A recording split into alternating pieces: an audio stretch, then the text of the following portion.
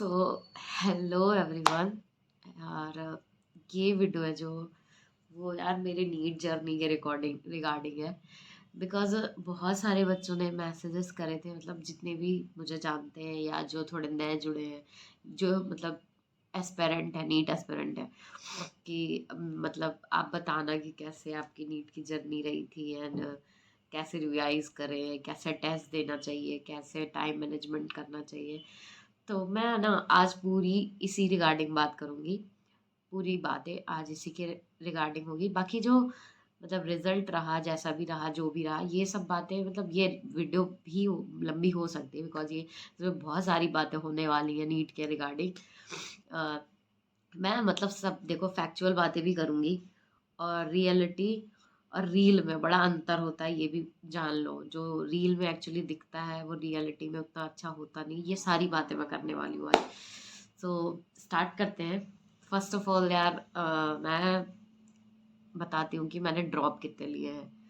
मैंने ड्रॉप लिए थे 3, और जिसमें कि ये मेरा थर्ड अटेम्प्ट था।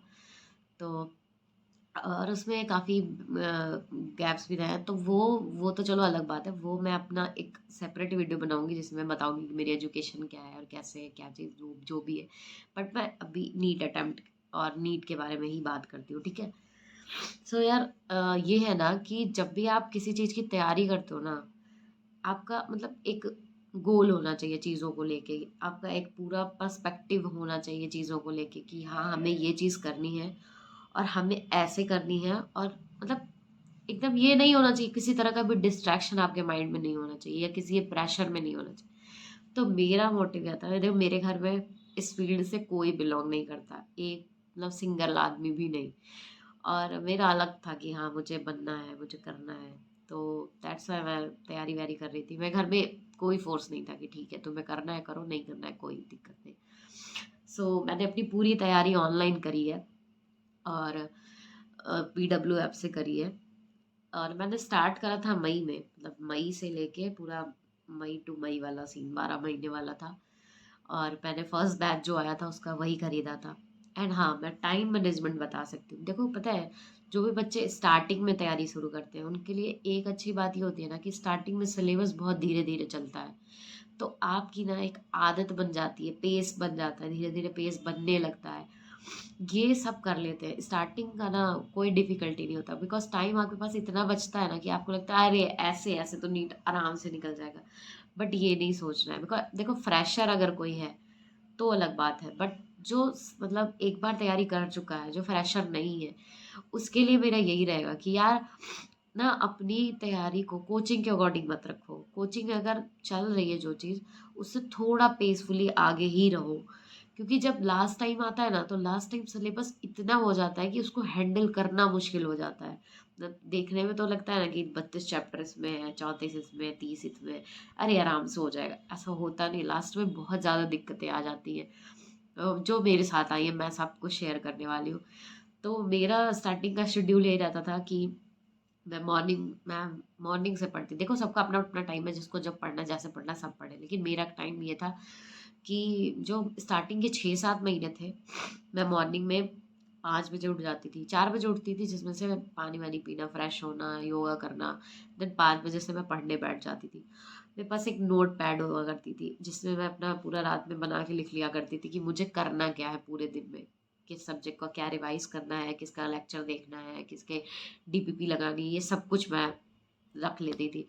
उसके बाद वो टेबल बना के अपने वो जो पैड था, डायरी पैड थी, छोटी वाली डायरी आती है आपको पता होगा, तो वो मैं रख लेती थी अपने पास।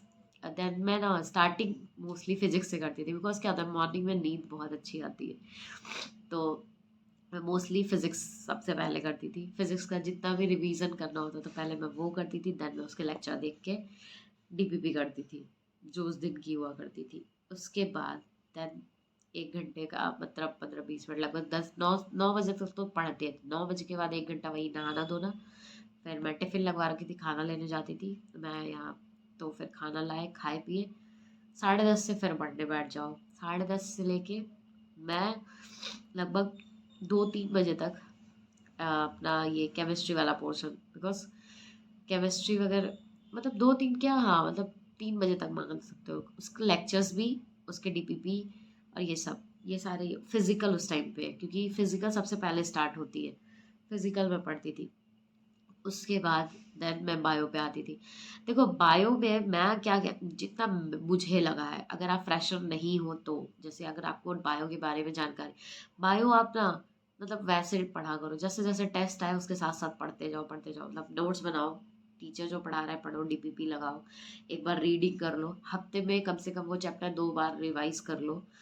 कोशिश हो ना, आजकल यूट्यूब पे इतनी चीज़ें हैं, इतनी मटेरियल है, शॉर्ट्स में वो चीज़ उपलब्ध है, और क्या नाम होता है, समरी लेक्चर्स उपलब्ध हैं, वो सारी चीज़ें आप देख के, मैं क्या अपने खाली टाइम में, जैसे मैं खाना खा के 1 घंटे रेस्ट करती थी, तो मैं वही सारी चीज़ें देखती थी। और हाँ, मेरे हिसाब से अगर डिस्ट्रैक्शन हटाना है तो अगर आप, क्योंकि यूट्यूब एक ऐसी चीज़ है जो नहीं छोड़ पाता है इंसान, क्योंकि जो भी कुछ छोटी मोटी चीज़ें होती है देखनी होती है, हमें यूट्यूब पे ही देखते हैं, उसी में एड्स आ गए या किसी का कुछ आ गया, कॉमेडी आ गया, वो हम देखने लगते हैं। वो चीज़ से अगर हटना है तो आप मोस्टली जितने सब्सक्रिप्शन है वो ऐसे रखो जो नीड बेस्ड हो, नीड की व्लॉग्स देखो, या अगर देखना जैसे मनोरंजन की भी बात है, उससे रिलेटेड चीज़ें देखो, क्वेश्चन प्रैक्टिसेस आज लोग शॉर्ट्स में कराते हैं, समरी शॉर्ट्स में देते हैं, वो सारी चीज़ें देखो। मैं यही सारी करती थी। और हाँ, सबसे बड़ा डिस्ट्रैक्शन ये होता है कि बात कैसे ना करें लोगों से। बात करने का यार ये है, मैंने अपने घर में कह रखा था, मेरे जितने भी, देखो ज़िंदगी में हमेशा 2-3 दोस्त आपके अच्छे होते हैं, जो अंडरस्टैंड कर लेंगे कि हाँ यार कोई बात नहीं, तू पढ़। और अगर जो नहीं कर पा रहा है वो आपके दोस्त नहीं है, या आपका गर्लफ्रेंड बॉयफ्रेंड, आजकल तो ये भी है, तो ये भी मे बी अगर वो कंप्रोमाइज़ कर रहा है आपकी पढ़ाई के साथ देन तो ठीक है, बट अगर वो आपको डिस्टर्ब कर रहा है तो वो ठीक नहीं है। मैं अपने घर वालों से भी मैक्सिमम 10-15 मिनट में मैं रात में सबसे बात करके खत्म, मैं मम्मी से बात होती थी बस। बाकी मैं दोस्तों से संडे संडे बात करती। संडे मेरा काम क्या होता था, संडे मेरा काम होता था कि टेस्ट देना है, टेस्ट का एवल्यू मतलब उसको वो करना है कि हाँ भाई क्या गलती हुई, कैसे सही हुआ, ये सारी चीज़ें करनी है। देन मैं अपने दोस्तों से बातें करती थी, मैं पूर फुल ऑन फ्रेश अप होता था उस दिन, फिर देन मंडे से स्टार्ट हो जाती थी चीज़ें वैसी की वैसी। तो स्टार्टिंग फेज़ ऐसे चलता था। और पहली बात तो अपने आप को सिटिंग मोड में रखो, बिस्तर पे मत रखो, बिस्तर पे रह के मत पढ़ो, बिकॉज़ उससे आपको नींद आती है, उससे कुछ होता नहीं है। मतलब आप अगर ठंड में भी पढ़ते हो ना, अगर आप कुर्सी मेज़ पे पढ़ते हो तो आपको मतलब आलस नहीं आएगी, बट अब अगर आप बिस्तर पे बैठ के पढ़ते हो तो आपको बहुत आलस आएगी।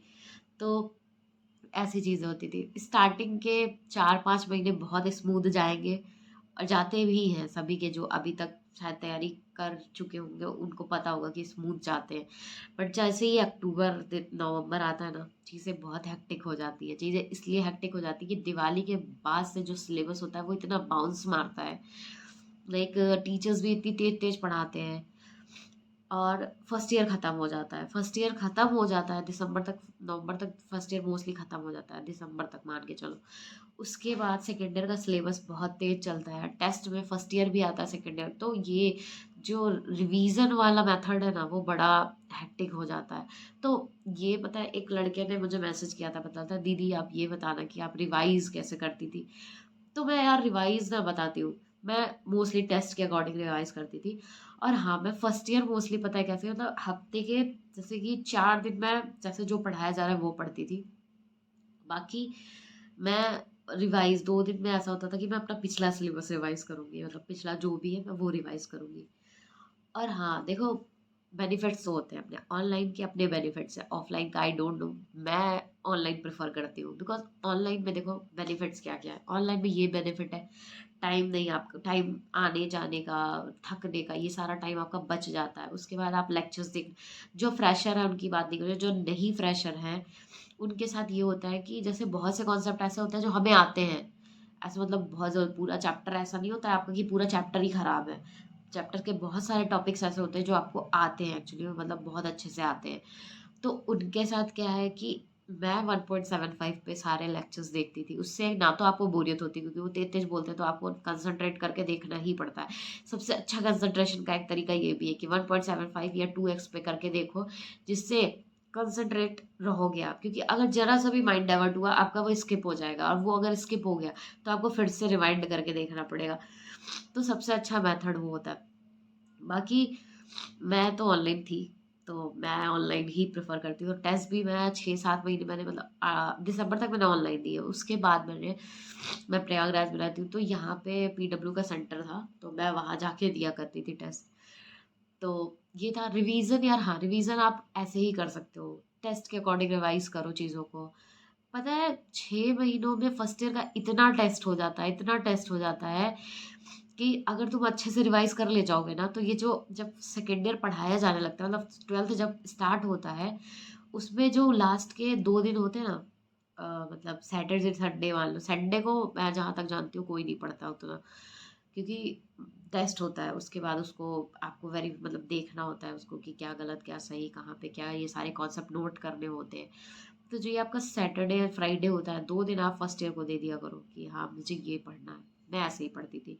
या अगर आप वो भी नहीं दे पा रहे हो, तो एक ट्रिक और होती कि पूरे दिन में, जैसे मैं एक चीज़ और करती थी कि मैं पूरे दिन का पूरा शेड्यूल बनाती थी, जिसमें से 2 घंटे मैं निकाल लेती थी, 2 से ढाई या 3 घंटे, कि मैं फर्स्ट ईयर वाले पोर्शन का रिवाइज करूंगी, चाहे बायो कर लूँ। जैसे 5 दिन 6 दिन है ना, तो 3 दिन बायो कर, 3 दिन 3 सब्जेक्ट, एक दिन बायो एक दिन फिजिक्स एक दिन केमिस्ट्री, फिर एक दिन बायो एक दिन फिजिक्स एक दिन केमिस्ट्री। उससे क्या होता है, बैलेंस वे में रिवीजन चलता रहता है। आपको ये जानना पड़ेगा, बिना रिवाइज के कुछ भी नहीं होता है, कुछ भी नहीं। पता है आजकल ना कंपटीशन इतना ज़्यादा हो रहा है, मतलब कोई भी फील्ड हो, कंपटीशन इतना ज़्यादा है कि अगर आप इतने से भी चूके ना, तो आप चूक ही जाओगे। तो ये सारी चीज़ें हैं जो मेरे साथ हुई थी। मेरे साथ ये भी बहुत होता था कि सबसे हेक्टिक टाइम ठंड का होता है यार। ठंड में पढ़ना, पढ़ाई को बैलेंस करना बड़ा मुश्किल काम होता है। बिकॉज़ ठंड में ऐसा होता है कि ठंड इतनी लग रही होती, तो रज़ाई से निकलने का मन करता नहीं। जब रज़ाई से निकलने का मन नहीं करता, आप बैठ के पढ़ोगे तो आप बोरियत भी बहुत होती है। तब मैं मोस्टली जब भी मुझे बोरियत होती थी, या तो मैं फिज़िक्स पढ़ती थी, या तो मैं सच बताऊँ ना, मैंने बायो में बहुत कम एफर्ट मारे थे, बहुत कम एफर्ट। बायो एक ऐसा सब्जेक्ट है जो आप अगर उसको पेस के साथ लेके जाओगे ना, वो धोखा देगा ही देगा, क्योंकि उसमें रटने वाली चीज़ है। आप कितना भी टेस्ट दे लो उसका, या कितना भी रिवाइज कर लो, आपको लगता है ना कि वो सबसे आसान सब्जेक्ट है। ये सबको लगता है कि अरे बायो क्या, बायो तो बहुत आसान है। बट उसके साथ रिवीजन का बड़ा फ्लो अच्छा बनाना पड़ता है। बट केमिस्ट्री एंड फिजिक्स के साथ ऐसा है कि फिजिकल केमिस्ट्री एंड फिजिक्स अगर आप टाइम टू टाइम रिवाइज करते रहे, टाइम टू टाइम प्रैक्टिस करते रहे, तो वो दिमाग में एकदम भर जाती है, बैठ जाती है। बट बायो ऐसी नहीं है। बायो अगर आप आज पढ़े हो, 4 दिन बाद भूल जाओगे, डेफिनेटली भूल जाओगे। इसलिए ना बायो के साथ दिसंबर तक उतना एफर्ट नहीं करना है। दिसंबर तक टेस्ट दो, पढ़ते रहो, टेस्ट दो, पढ़ते रहो, टेस्ट दो, पढ़ते रहो, रिवाइज करते रहो। उसके बाद बायो को प्रायोरिटी देनी है। बायो को प्रायोरिटी इसलिए देनी है कि 360 नंबर की बायो आती है, ठीक है। देन आपको बायो रोज पढ़नी है, रोज पढ़नी है, रोज एफर्ट डालने। एंड फिजिक्स के साथ ना मेरी मानो तो स्टार्टिंग से एफर्ट डालो, क्योंकि मार्च के बाद अगर आप ये सोचते हो ना कि मैं लास्ट में फिजिक्स इतना रिवाइज कर लूंगा, ऐसा कर लूंगी, ऐसे कर लूंगा, नहीं हो पाता। फिजिक्स एंड फिजिकल केमिस्ट्री एक ऐसा सब्जेक्ट है ना कि आप चाह के भी लास्ट में रिवाइज नहीं कर पाओगे, क्योंकि आपके पास रिवाइज करने को ऐसे सब्जेक्ट्स होते हैं जो मतलब जैसे ऑर्गेनिक हो गई, इनऑर्गेनिक हो गई और बायो हो गई, ये सारे नंबर गेनिंग सब्जेक्ट हैं, सारे रटने वाले सब्जेक्ट। अगर एक बार आपने समझ लिया, फिर आपको बस उसको कॉन्सेप्ट को रिवाइज करना है, रटना है, दिमाग में बैठाना है। और आपको भी पता होता है कि ये अगर मुझे तैयार रहा तो मेरे सटीक नंबर बनेंगे, ठीक है, ये सबको पता होता है। तो इसलिए वो पोर्शन ना लास्ट में ही हो पाता है अच्छे से। तो उसके चक्कर में कि लास्ट में हम ये भी कर लेंगे, वो भी कर लेंगे, ये नहीं हो पाता। ये सारे सब्जेक्ट ऐसे हैं जो लास्ट में अच्छे से आप कर लेते हो, क्योंकि मैंने भी किया है और मेरे नंबर भी आए हैं। बट ये जो फिजिक्स है एंड फिजिकल केमिस्ट्री, इस पे ना आपको स्टार्टिंग से ध्यान देना पड़ता है। अगर आप नहीं दोगे तो आप कितना भी ब्रिलियंट, मतलब ब्रिलियंट का देखो मैं नहीं जानती, बट एवरेज स्टूडेंट एक जो है ना, वो लास्ट में नहीं कर पाएगा, नहीं कर पाएगा। जिसको मतलब दिक्कत है, न्यूमेरिकल्स में दिक्कत है, जिसको मतलब और चीज़ों में, तो ये रहा रिवाइज का। रिवाइज आपको डे टू डे, आप अपने डे में से 3 घंटे ऐसे निकालो जो रिवाइज के हो, केवल केवल एंड केवल रिवाइज। और रिवाइज मेरी मानो यार, 11th 12th साथ लेके चलना जब 12th स्टार्ट हो जाए, क्योंकि इस गलत फहमी में ना 11th पूरी स्किप हो जाती है, पूरी भूल जाता है इंसान। वो मत करना, क्योंकि 11th के टेस्ट के साथ 12th का टेस्ट तो होता नहीं, बट 12th के साथ 11th का होता है, ये बेनिफिट होता है। इसलिए आप रिवाइज करो तो अच्छे से रिवाइज कर सकते हो। बाकी ये हो गई रिवीजन की बात। सेकंड नंबर पे आता है यार कि टेस्ट कैसे देना है। सच बताऊं ना, ऑनलाइन होने का कुछ घाटा भी होता है। घाटा ये होता है कि आपके मन में जो डाउट्स होते हैं ना वो क्लियर नहीं हो पाते। कितनी भी एप्स आ जाए, कितनी भी चीज़ें आ जाए, कितने भी मेंटोर आ जाए, बट वो जो एक फेस टू फेस वाला कनेक्शन होता है एंड जो वो डाउट होता है जो रैंडम आया दिमाग में और रैंडमली इंसान पूछ लेता है, वो उस पे नहीं क्लियर हो पाता है। जैसे मेरा भी सबसे पहले ना, जब स्टार्टिंग में मैं टेस्ट देती थी कि इसको कैसे करना है, मैंने टेस्ट टेस्ट दे दिया, नंबर आ गए, फिर मैंने चेक कर लिया कि हाँ ये चीज़ सही है, ये चीज़ गलत है, ठीक है, हो गया। बट बाद में मेरे को रियलाइज़ हुआ, बाद में टेस्ट को इवेल्युएट कैसे करना है। टेस्ट को ऐसे नहीं इवेल्युएट करना था कि हाँ मेरे इतना सही है, मेरे इतना गलत है, हो गया। नहीं, जैसे फिजिक्स का पोर्शन है, मान लो किसी से आया, ठीक है, पहले उसको पूरा देखोगे तुमने कहाँ सही कर रखे हैं। जितने भी तुमने सही कर रखे हैं, जो तुमने सही कर रखे हैं, फिर भी उसका एक बार मेथड चेक करो।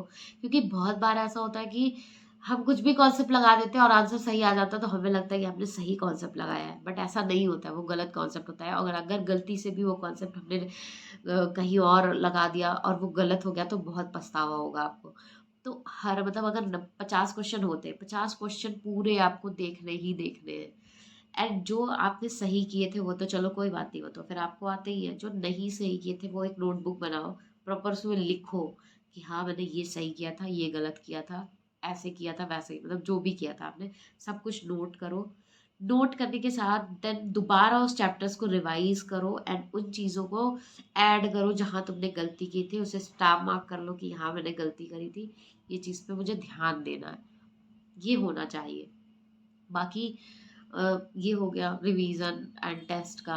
बायो बायो इंसान कर ले जाता है, जो एवरेज बच्चा भी होगा वो बायो टेस्ट के टाइम पे कर ले जाता है, बट लास्ट टाइम पे मैं बता रही हूँ कि वो बहुत हैवी हो जाती है, बहुत ज़्यादा। ये 38 चैप्टर बहुत हैवी हो जाते हैं, तो लास्ट टाइम में आप मोस्टली टाइम उसको देते हो। और हाँ, एक और बात, एनसीईआरटी पढ़े या कुछ और पढ़े, भाई पूरी एक्यूरेट एनसीईआरटी आती है। एनसीईआरटी का मतलब पता है, टीचर्स भी बहुत बार ऐसा होता है, मैंने बहुत चैप्टर्स में देखा है कि ओवर पढ़ा जाते हैं। नहीं नहीं पढ़ना हमें ओवर। एनसीईआरटी की एक एक लाइन में घुस के घोट के पी जाओ उसको। और मतलब एनसीईआरटी का ये नहीं कि केवल बायो। भाई इस बार का मैं बताती हूँ, इस बार जितने भी क्वेश्चंस आए थे, यहाँ तक कि फिजिक्स में यार मैं सच बता रही हूँ, टीचर्स बहुत ज़्यादा कराते हैं, बहुत ज़्यादा। एक एवरेज बच्चे के लिए उतना करना बड़ा मुश्किल हो जाता है। क्योंकि मैंने जो फील किया है, जो पेपर देने के बाद एंड पेपर के टाइम में एंड टेस्ट में जैसे क्वेश्चन आते हैं, उसके बाद आपको लगेगा।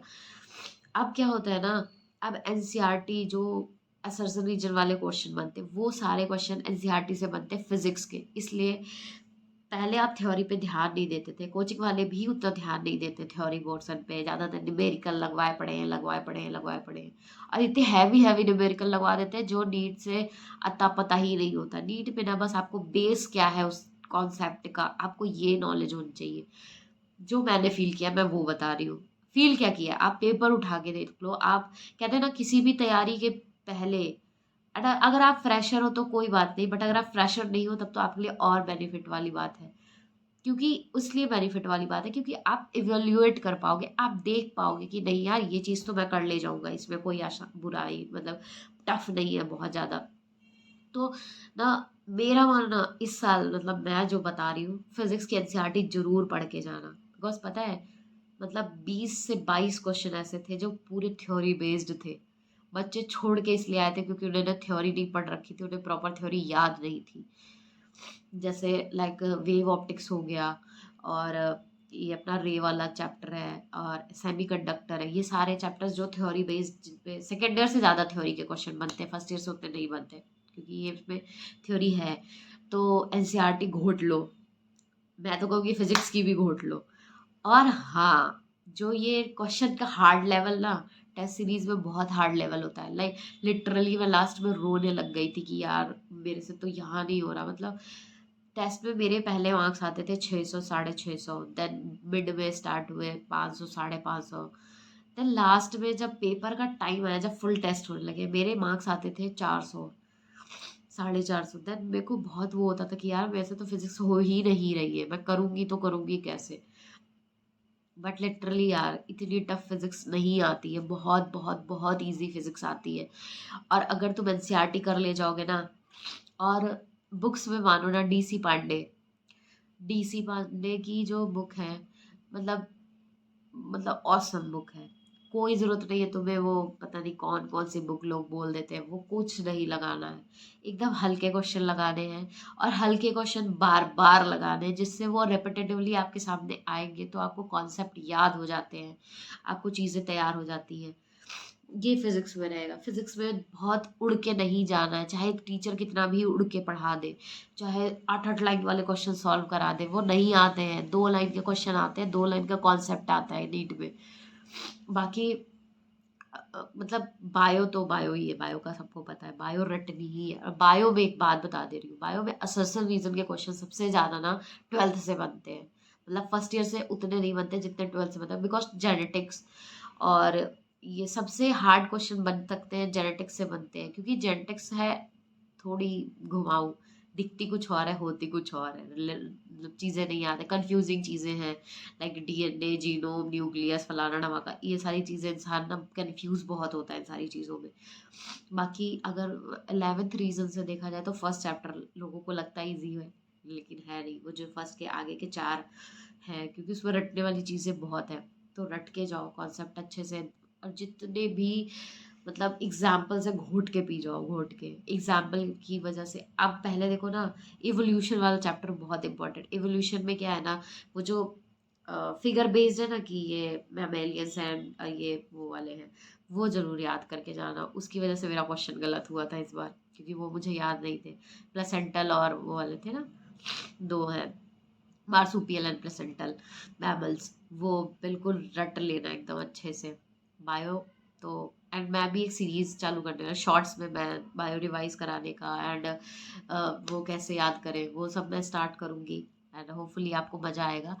बाकी हाँ, अब आते हैं केमिस्ट्री पे। केमिस्ट्री कैसे रिवाइज करनी है? केमिस्ट्री मेरी मानो तो इनऑर्गेनिक, जो इनऑर्गेनिक और ऑर्गेनिक, यार कॉन्सेप्ट बनाओ, तुम नोट्स बना के रखो, सब कुछ करके रखो, बट उन्हें याद तुम लास्ट में ही कर पाओगे। मगर लास्ट के तुम 15 से जो मतलब लास्ट के जो 1 महीना, 1.5 महीना, 2 महीना होता है ना, एकदम रट डालना, इतना रट डालना कि वो भूले ही ना। वो ऐसा सब्जेक्ट है, तुम कितना भी स्टार्टिंग से रटते हुए आओगे, भूलोगे ही भूलोगे। स्टार्टिंग से रटते हुए आओगे ना, तो बेनिफिट इतना रहेगा कि लास्ट में तुम्हें उतने एफर्ट्स नहीं मारने पड़ेंगे याद करने के लिए। तो स्टार्टिंग से अपना टाइम देते आओ, देते आओ, देते आओ। लास्ट में तुम कम से कम 4-5 दिन इतना रिवाइज कर लो उसको, हर रोज रिवाइज करो, हर रोज रिवाइज। मॉर्निंग का एक शिफ्ट मान लो कि तुम्हें रिवाइज करना है ही करना है, बायो को, इनऑर्गेनिक को, एनऑर्गेनिक। दिसंबर से, दिसंबर ऑनवर्ड मई तुम्हें रिवाइज करनी ही करनी है। ये तीनों सब्जेक्ट बहुत नंबर गेनिंग है, एंड बहुत इजी है। मतलब आसानी से तुम नंबर गेन कर सकते हो। And physics and physical chemistry को साथ लेते हुए चलना है।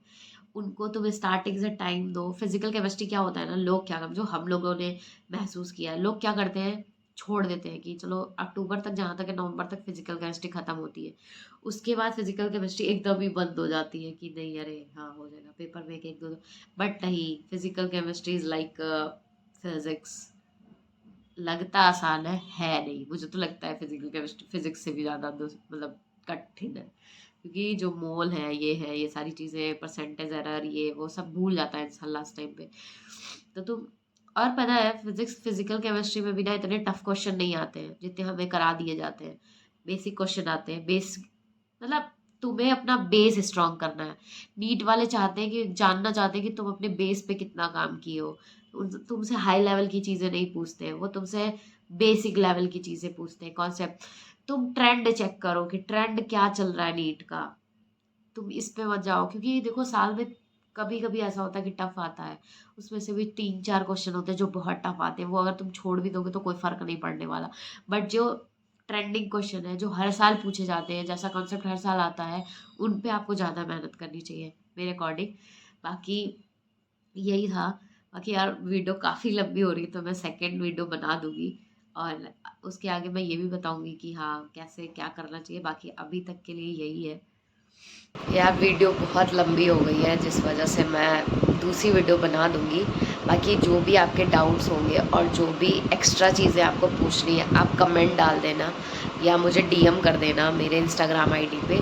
मैं आपको सभी डाउट्स क्लियर कर दूंगी। एंड हाँ, मैं सब एक टॉपिक पे ऑनलाइन ऑफलाइन और क्या नाम होता है, कैसे रिवाइज़ करें, कैसे बैकलॉग कवर करें, कैसे क्या करना चाहिए, मैं सब कुछ डिस्कस करूँगी, क्योंकि मैंने वो चीज़ें करी हैं एंड मैं वो चीज़ें झेली हूँ, तो मैं आपको अच्छे से बता सकती हूँ।